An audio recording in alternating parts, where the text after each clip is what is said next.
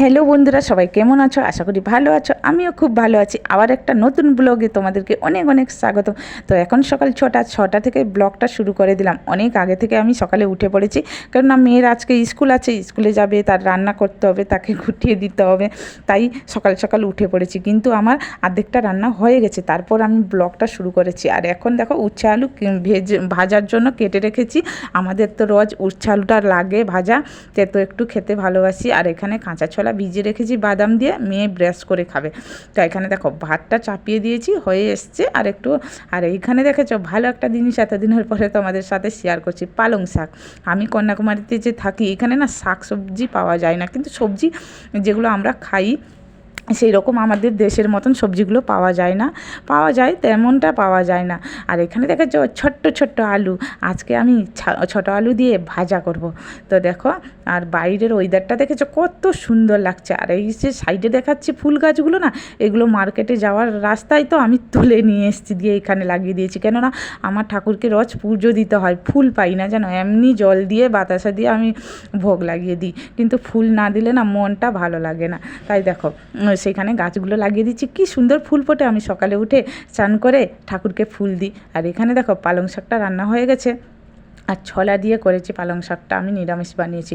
আর আমার মেয়ে তো পালং শাকটা খেতে খুব ভালোবাসে, তাই পালং শাকটা মাঝে মাঝে আনা হয়। কেননা রাত্রে উঠে, দিনের বেলা পালং শাক উঠে না।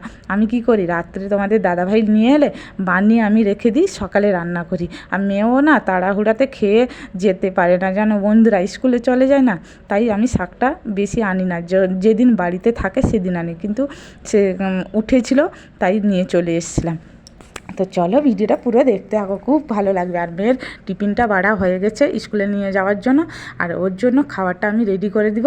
আর এখানে স্ন্যাক্সটা ভরে দিয়েছি দেখো। আর এখানে দেখো খাবারটা বেড়ে দিয়েছি, পালং শাক ঘন্ট করেছি, আর কি বলো তো উচ্ছে আলু ভাজা করেছি। ও তো উচ্ছে আলু ভাজা খায় না, আলু আর গাজর ভাজা করে দিয়েছি, ওকে দিয়ে দিয়েছি। আর পালং শাক দিয়েছি, চিকেন ছিল রাত্রের, দিয়ে দিয়েছি। তো দেখো মেয়ে রেডি হয়ে পড়েছে এখন স্কুলে যাওয়ার জন্য, আর আমি যাব মেয়েকে বাসে তুলে দিতে। মেয়ে তো পুরো রেডি হয়ে গেটটা খুলে দিল স্কুলে ছাড়ার জন্য, আমি চলে গেলাম। আর এইখানে সাইডে দেখেছো জঙ্গল ছিল, পরিষ্কার করে দিয়েছে। আর এইখানে মাটিগুলো দেখেছো পুরো লাল, কত সুন্দর লাগছে মাটিগুলো। তো চলো বন্ধুরা দেখতে থাকো ভিডিওটা। তো সারাদিন কী কী করলাম তোমাদেরকে বললাম। আর এখন বাজে সন্ধ্যা 6টা। তো এখন বসে গেছি দেখো ছোট আলুর ভাজা করতে। আর এইখানে একটা জিনিস বানাচ্ছি, কি বলো তো, মেয়ের স্পেশাল জিনিস। তো দেখো মেয়ে আর বাবা খেতে খুব ভালোবাসে, খিচুড়ি বানাচ্ছি আজকে। সন্ধ্যের সময় খিচুড়ি বানাচ্ছি, রাত্রে তারা খাবে।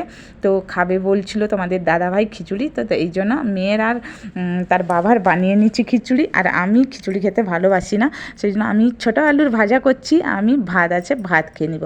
তো এখানে দেখো কত সুন্দর খিচুড়িটা হয়ে গেছে, সব রকমের সবজি দিয়ে দিয়েছি, গাজর দিয়েছি, আলু দিয়েছি, আর ফুলকপি দিয়েছি, আর কাঁচা লঙ্কা দিয়ে দিয়েছি, সব কিছু দিয়ে এখন সিদ্ধ করে আনছি। আর দেখো এখানে মানে আলুটা ছোটো ছোটো আলুটা ভাজা হয়ে গেছে। আর আমার মেয়ে দেখো খিচুড়িটা হয়ে গেছে, এখন বসে গেছে খেতে। এখন বাজে রাত 9টা, তো 9টার সময় খিচুড়িটা দিয়ে দিয়েছি। আর এখানে নিয়ে নিয়েছি কী বলো তো, আলু ভাজা, পাঁপড় ভাজা, ডিম সিদ্ধ আর খিচুড়ি। কেমন লাগলো ভিডিওটা বলবে তোমরা।